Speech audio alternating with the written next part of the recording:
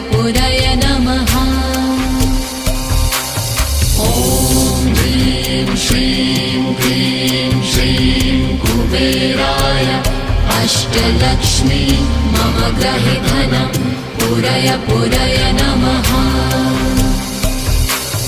ॐ ह्रीं श्रीं क्लीं श्रीं कुबेराय अष्टलक्ष्मी मम गृहे धनं पुरय नमः।